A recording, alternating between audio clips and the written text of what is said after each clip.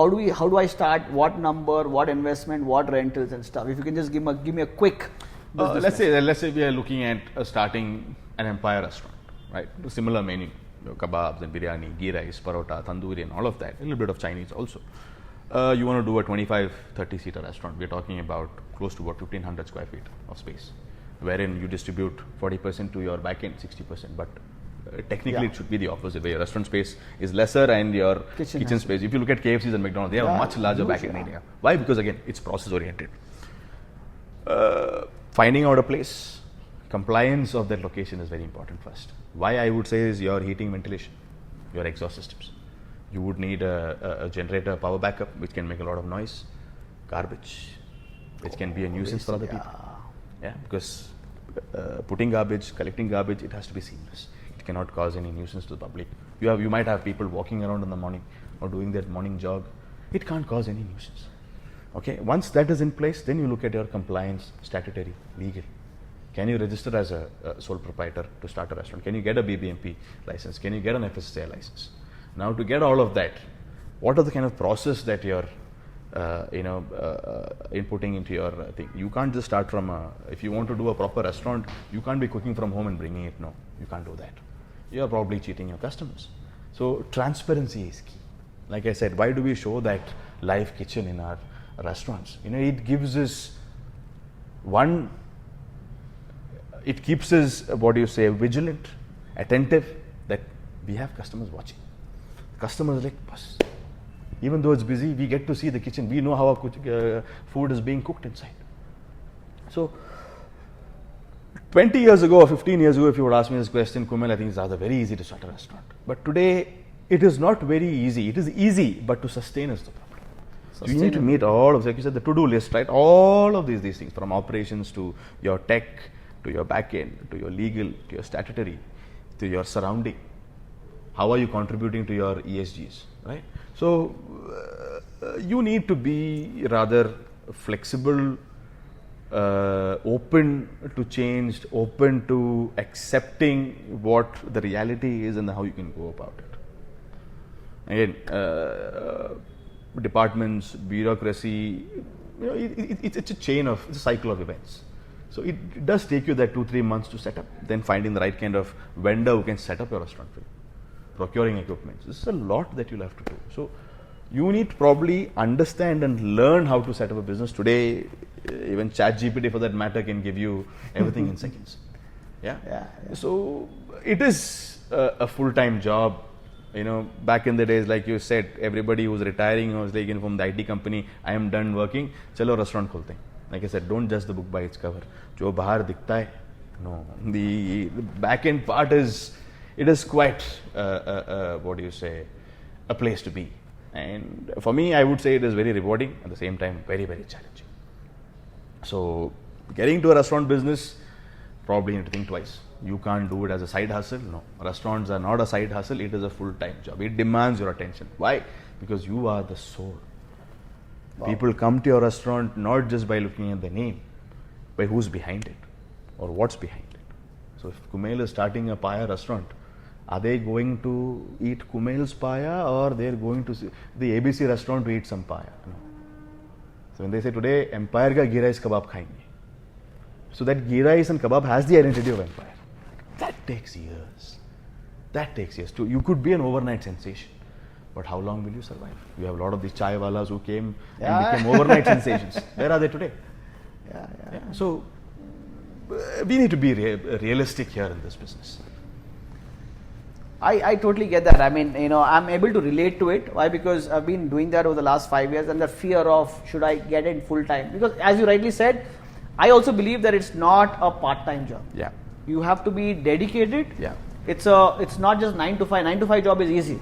Restaurant business is not that, right? Yeah. And it's mostly about 17-18 hours or plus. Easy. And it might change your patterns, your lifestyle, and so on and so forth. But all said and done, let us talk a little more about your personal vision. Mm-hmm. Yeah, we are in 2025. We're also trying to understand what could be the goal for 2030, and where do you see Empire in 2050? Interesting. So. When this year started, I think in January, we put forth a Vision 2030 document. Wow. And what is Vision 2030? See, there are numbers and targets and all of that, but all that falls as a secondary thing for me.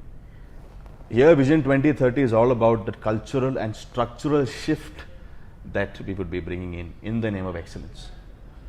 So, the phase 1, phase 2, we are looking at expanding aggressively across the state and also outside the state within southern India. Also looking at completing most of our vertical integration that I spoke about. Yeah. Right? From middle water is done, we're looking at an agro aspect, we're looking at poultry, various other things wherein the whole front end and backward forward integration happens. Okay. So we are a self-sustainable business.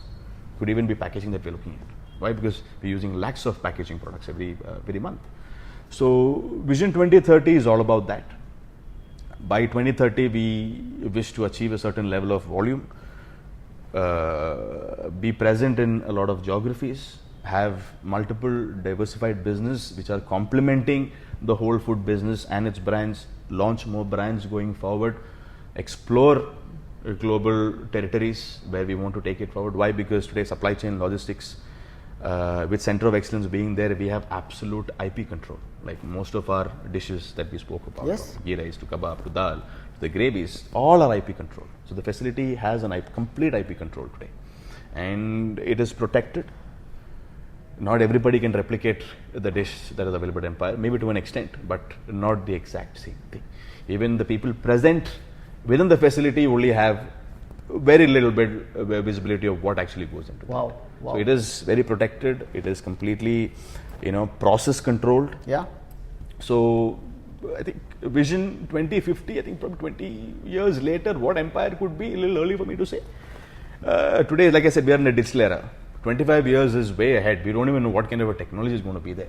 Today, we are dealing with AI. Now, AI in our business is very minimalistic. Not at the customer front, but at the back end in terms of tracking, in terms of monitoring, in terms of getting in intelligent reporting from AI, identifying gaps within the systems. That is where we utilize AI. For customer, I think to an extent of customer preferences or helping the customer decide to order quicker or faster, Wow. or what Yeah. he feels like eating. That's where I think AI can play. So Vision 2050 would rather be a longer period for me to think of, but I'm very clear about Vision 2030 for sure.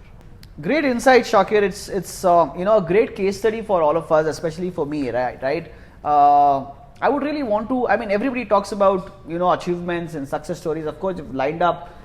I mean, I think this place is not sufficient enough for your achievements, but these achievements would not have been possible without the challenges, the problems that you would have faced every day. And food business, there could not be a single day where you wouldn't have got complaints of, right? Absolutely. So please tell me, what are the daily challenges that you really spend more time on solving, and how do you solve it?